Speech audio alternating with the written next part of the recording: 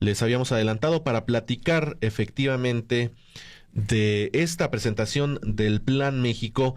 Tenemos a Mario Campa, economista. Usted lo conoce, es una voz de las columnas aquí en Sin embargo MX. Usted lo puede leer todas las semanas, publica su columna. Y hoy vamos a platicar con Mario, Nancy, sobre este Plan México. Le damos la bienvenida. Mario, ¿cómo estás? Buenas tardes. Hola, ¿qué tal? Buenas tardes, ¿cómo están? Muy bien, Mario, muchas gracias. Y pues para platicar sobre este tema, la presentación del Plan México de la presidenta Claudia Sheinbaum, la amenaza de los países asiáticos, sobre todo de China, la llegada de Donald Trump también la próxima semana.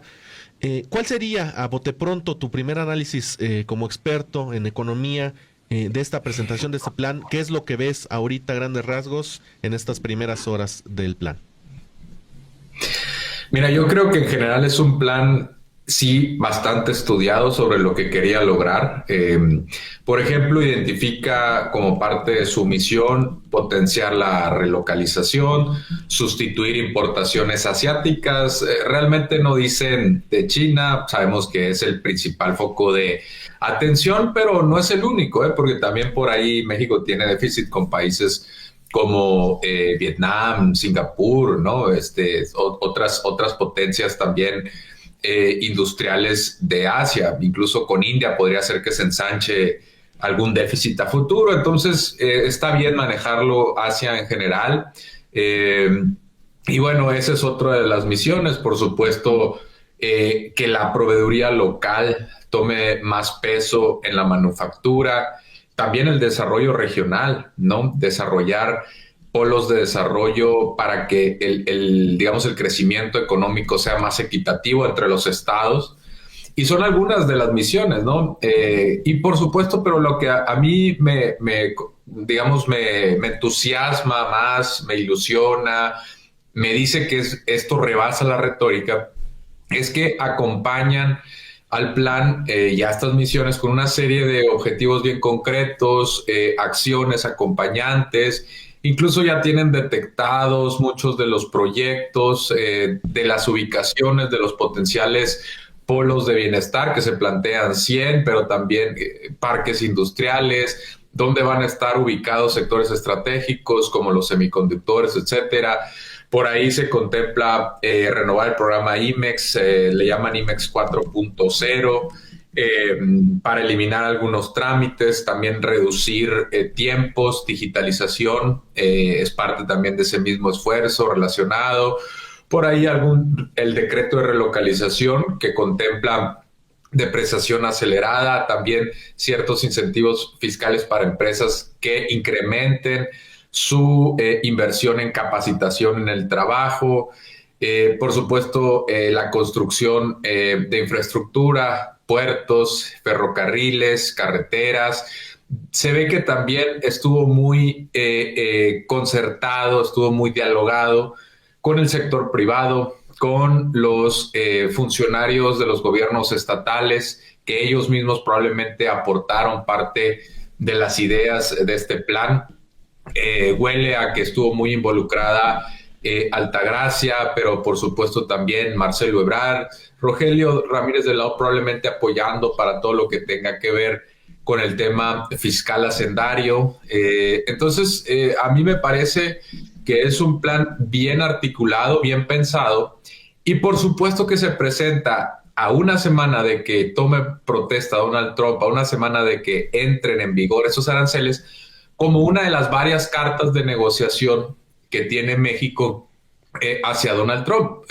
No creo que alcance porque Trump ha sido muy insistente en que además de este tema de los chinos, también estarían en la agenda aspectos relacionados a la política migratoria, a la política antinarcóticos, pero creo yo que se le va a llegar a Donald Trump y se le va a decir, mira todo esto que estamos haciendo. Pero ojo, no me parece que este plan esté únicamente diseñado para eso. Ayuda, pero sí creo yo que es una estrategia de industrializaciones. Para mí es la política industrial más audaz en las últimas décadas. Por supuesto, hay que ver la ejecución, esto requiere también recursos, incluso se plantea, no lo mencioné, pero un fondo en la banca de desarrollo para pequeñas y medianas empresas, hay que ver el monto, ¿no? Para ver qué tanto va a ser su alcance, más conexión también con la política de innovación y científica del país. Todo esto habla de que se está bien pensado. Ahora, la ejecución siempre es un reto. Y por supuesto, habrá que ver, los decretos, por ejemplo, de relocalización están pensados para entrar en vigor pronto y terminar en octubre del 2030, ¿no? O sea, estamos hablando de un plan sexenal y eso está bien porque, por ejemplo, si hay incentivos fiscales, es una mala práctica dejarlos, digamos, al infinito, ¿no? Sino que una vez que ya te estableciste, consolidaste la empresa, pues ya no tienes necesidad de esos estímulos fiscales, ¿no? Se les retira y ya se les deja competir en condiciones iguales, porque si no también estaríamos desbalanceando el terreno de juego. Entonces, yo creo que es una iniciativa que hay que darle mucho seguimiento. Me parece que de aquí se puede sacar gran provecho, que puede llegar más inversión a partir de esto. Y, por supuesto, esto requiere de una revisión periódica para ver qué se puede ir ajustando, porque sobre el camino van a venir muchos retos de implementación. Pero, en principio, a priori, a mí me parece, insisto, la política industrial más audaz en las últimas décadas. Este proyecto presentado el día de hoy es muy ambicioso y China podría, aunque como mencionas, no lo mencionó, no lo dijo como tal la presidenta Claudia Sheinbaum, pero pues lo sabemos, ¿no? China, digamos que es uno de los principales jugadores, personajes en todo esto. ¿Será un obstáculo para transitar a este modelo de sustitución de importaciones o también será todo un reto interno o ambas cosas, una combinación de ambas también pues que entran a este juego Estados Unidos y Canadá? Sí, bueno, primero aclarar una cosa. Sí hay una intención de sustituir importaciones, pero hay que agregar la palabra asiáticas, ¿no? Porque si habláramos de sustitución de importaciones en general, se entendería que también estamos tratando de sustituir las importaciones de Estados Unidos y de Canadá, que no es exactamente el caso, ¿no? Y además hablaría de otros tiempos, porque seguramente va a haber críticos de que se utilice la palabra sustitución de importaciones porque ya se intentó hace algunas décadas, fue un modelo de desarrollo económico del PRI. Sin embargo, en ese tiempo, ojo, no había tratados comerciales. México era una economía cerrada, se dependía mucho del petróleo y de la petroquímica.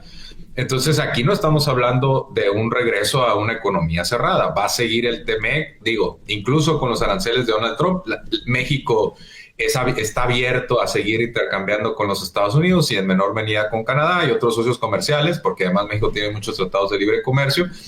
Va a seguir impulsando las exportaciones. De hecho, gran parte de este impulso de la relocalización no es desarrollar necesariamente únicamente la industria nacional.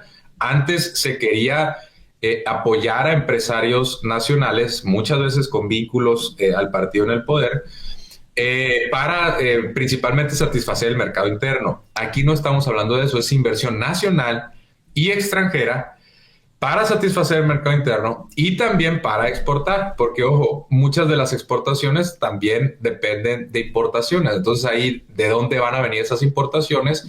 Ya empieza a ser una elección de qué socios comerciales tú quieres, con los que tú quieres trabajar. Entonces, hecha esta aclaración, entonces yo te digo que de concretarse todas estas medidas, México estaría tejiendo más vínculos con Estados Unidos y con Canadá y menos con las economías asiáticas. Pero digamos que con Asia es un tanto tramposo porque realmente, por ejemplo, el caso chino, de cada $10 que importamos, exportamos 1. Es un tremendo desbalance, o de cada $11 importamos, exportamos 1. Es un déficit comercial con China de casi $100,000 millones, que por cierto, hoy se liberaron algunas estadísticas del comercio exterior de China y es por primera vez el país en el mundo, en la historia de la humanidad, que tiene un superávit comercial con el resto del mundo de $1 billón, en inglés $1 trillion. Y de eso México representa el 10%, o sea, México es un gran destino de las exportaciones chinas. pero para nosotros no nos ha convenido tanto esa relación y pues es un intento de ajustar. Creo que lo dijo el secretario de Hacienda, algunos sectores en México han desaparecido por completo a raíz de esto. Esas importaciones han traído algunos beneficios, ayudaron a reducir la inflación, ayudaron como insumos para otras exportaciones, para hacer más competitivos ciertos sectores de exportación en México. En el caso, por ejemplo, de las importaciones de vehículos, no únicamente vehículos de pasajeros, sino también, por ejemplo, de autobuses, de trailers, pues ayudaron a las empresas también a disminuir sus costos de capital. Sí ha traído algunos beneficios, ¿no? Pero yo creo que estamos en una etapa de la humanidad. Por cierto, esto lo mencionó Marcelo Ebrard al comienzo de su discurso, con otras palabras, y le llamó una carta de navegación para una nueva época o algo así. Es cierto que en el mundo se ha replegado un tanto la globalización. Estamos viendo proteccionismo en muchas naciones, sobre todo la más grande del mundo, que es Estados Unidos. Y sería muy difícil para México hacer como que nada está pasando y que México fuera el país que decide permanecer abierto cuando el resto se están cerrando. Eso puede llevar a desbalances comerciales importantes que ahorita únicamente le resta algunos puntos porcentuales de crecimiento, amenaza ciertas industrias, pero en algún momento un gran déficit comercial puede afectar también la balanza de pagos y otras cuestiones relacionadas a las finanzas públicas en México, ¿no? Entonces, además nos topamos con que en el caso del comercio, específicamente con China, puede haber productos que escapan, digamos, la legalidad, que escapan de la fiscalización. Entonces yo creo que si hay más control puede ayudar al combate del crimen organizado y a la recaudación tributaria como, ojo, objetivos secundarios, ¿no? Esto no debe ser el objetivo primario, digamos, de estas políticas, pero estoy mencionando algunos de los efectos que podríamos ver a raíz de todas estas acciones, ¿no?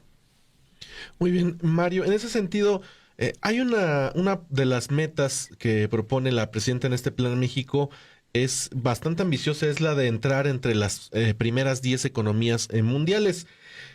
Se puede, tenemos encima a figuras como Canadá, como Rusia, leíamos la lista de los primeros 10, son pues potencias. En ese sentido, sí se puede. ¿Cuál sería el análisis objetivo de esa meta? Bueno, ahí nomás hay que considerar que hay distintas formas de clasificar a las 10 economías más grandes. Una puede ser por su PIB nominal, otra puede ser por su PIB ajustado por paridad de poder adquisitivo. En ambas México anda, digamos, entre las primeras 15, por ahí de la 12, onceava.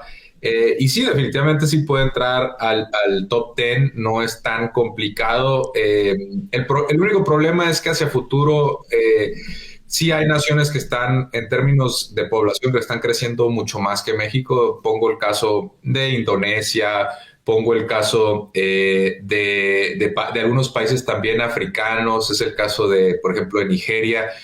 Y en algún momento van a tener un boom de crecimiento poblacional que México va a ser muy difícil que compita. Ahora, a mí honestamente no me encanta esa clasificación de estar entre las 10 naciones más grandes del mundo. Yo creo que habría que ambicionar con estar entre las 20, 30 en PIB per cápita y ahorita somos la número 60. Eso implicaría que viéramos incrementos muy importantes en el nivel de vida, en el poder adquisitivo de las personas, más que crecer, que el tamaño de la economía depende mucho, insisto, de la población y bueno, también México es un país muy grande en términos de territorio y eso pues hace que tenga más reservas de petróleo, más minerales y eso aporta al PIB, ¿no? Pero no necesariamente le deja mucho a la población porque somos 130 millones de habitantes, entonces a mí me gusta más una clasificación, primero ajustada por poder adquisitivo y segundo, no solamente por poder adquisitivo, sino por habitante. De ahí, bueno, pues todavía somos una economía de ingreso medio alto, que está semi-estancada en los últimos 3 o 4 décadas, cuando, ojo, nos prometieron que el comercio internacional nos iba a llevar al desarrollo. Hay que recordar que ese es el discurso de Salinas. Y no tuvo los efectos deseados. La productividad está estancada en la economía desde hace 3 décadas, pero este tipo de acciones, si vienen acompañadas digamos, de programas, de metas, misiones, acciones específicas, pues entonces ya vamos hablando, ¿no? También algo que me gustó mucho del plan y no lo mencioné tanto es que se van a agregar más de 100,000 ingenieros sobre tendencia, ¿no? Porque agregamos muchos al año, pero aquí estamos hablando de 100,000 adicionales o más, ¿no? 130, no recuerdo la cifra exacta. Y eso es muy importante porque de la capacidad de innovación y el talento de los trabajadores es que realmente dependen las economías. Buena parte del milagro asiático lo tratan de explicar con los subsidios a los campeones nacionales, a las empresas muy vinculadas al Estado, apoyadas mucho por el Estado, protegidas incluso con políticas proteccionistas que muchas veces tampoco se habla mucho de eso como parte de los milagros asiáticos, y se habla poco del gran capital humano que tenían, ¿no? En salud y en educación. Entonces tienen que venir acompañados. Si China es muy productiva, no necesariamente es porque no es porque únicamente deprimió los salarios, porque si no México hubiera crecido mucho más en las últimas décadas que estuvo deprimido el salario mínimo y el real. Tiene que ver con que China tiene una fuerza humana muy capacitada, ¿no?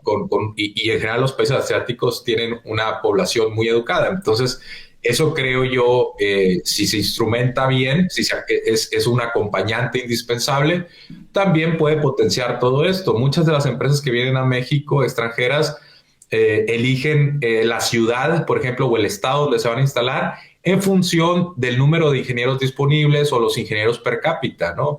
Por eso también tienden a irse a las grandes ciudades. ¿Por qué? Porque si se van a una ciudad chica o remota, donde no hay ingenieros, donde no hay personal capacitado, pues van a batallar mucho al momento de llenar las vacantes, ¿no? Y van a tener mucha rotación, todo eso es costo. Entonces, es bien importante tener una mano de obra calificada, no deprimir los salarios, sino apostar por el bienestar de los trabajadores, por su formación, tanto académica, pero también en el trabajo. Yo creo que el diagnóstico ahí está, es el adecuado. Insisto, aquí los retos son de implementación, pero en el papel este plan México suena bien, ¿no? Y ya hablabas, justamente en estos últimos comentarios hablabas de los empleos, ¿no? De acuerdo con las metas que presentan el día de hoy, la número 3 es generar 1.5 millones de empleos adicionales, pero justo para que funcione esto, para que ese beneficio llegue pues a las y los mexicanos, ¿qué tipos de empleos se necesitan crear?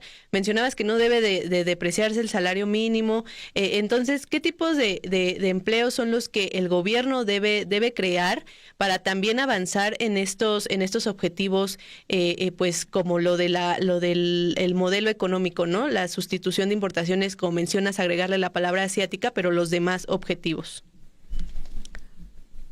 Bueno, los empleos, lo que están proponiendo el Plan México es que los empleos los cree tanto gobierno como la iniciativa privada en los sectores estratégicos que están determinados ahí en el plan, ¿no? Que son semiconductores, electromovilidad y un montón de sectores, ¿no? Aeroespacial, etcétera.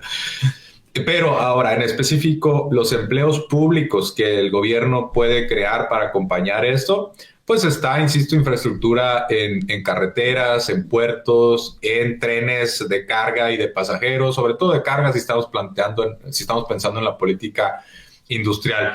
Universidades, sobre todo centros de investigación, todo eso va a ser inversión pública que puede generar derramas o puede ser acompañada por la inversión privada. También se está anunciando como parte del plan, algo que no había mencionado, esquemas de participación mixta, ¿no? Ya incluso lo dijo Claudia Sheinbaum, ya no son asociaciones público-privadas como antes, que funcionaron bastante mal.